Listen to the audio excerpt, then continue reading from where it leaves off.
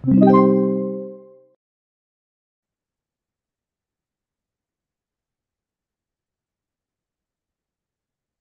next. Three circles with radii 3, 5, and 9 are externally tangent. What is the area of the triangle formed by joining their centers?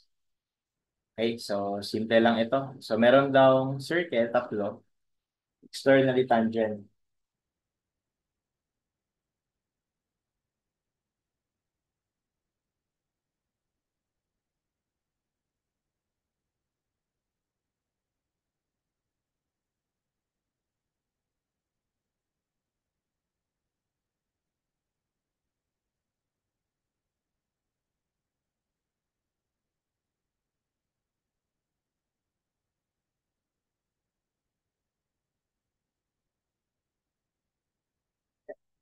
Okay?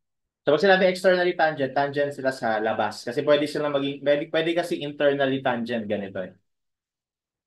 Ganito. Ayan. So tangent internally ang tawag dyan. Nasa loob, no? Pero tangent sila ito. Okay? So anyway, ang sabi, radius naman nila ay given. So itong maliit, ang radius ay 5. Tapos ito kunwari yung susunod. Ay, sorry. Yung maliit pala 3. Hindi pala 5. 3, 3. Tapos kunwari ito yung 5. Tapos kunwari ito yung 9. Okay, so ano lang daw yung area ng triangle na mabubuo ng centers nila. Ayan. Area nito. Okay? So obviously, that triangle is just a scalene triangle. Ibig sabihin, walang equal na side. Ito ay 3 plus 9, 12. 3 plus 5, 8.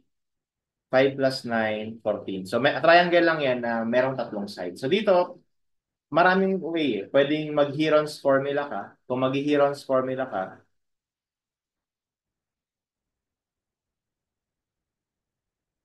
that is square root of the semi-perimeter minus A, minus B, and minus C. So, ganyan lang.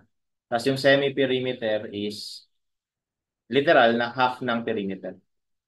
Okay, kung ganyan yung gagawin, pwede naman.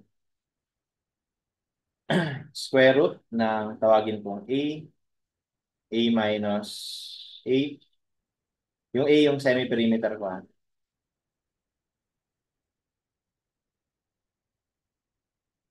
Tapos calc.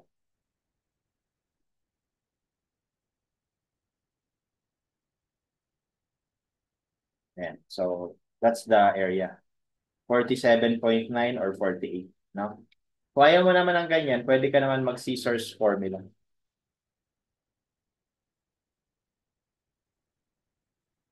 Okay, so yung area is 1/2 AB sine ng included angle. So kung tatawagin ko to na triangle ABC, so lalabas, ito yung A, ito yung B, tapos ito yung C.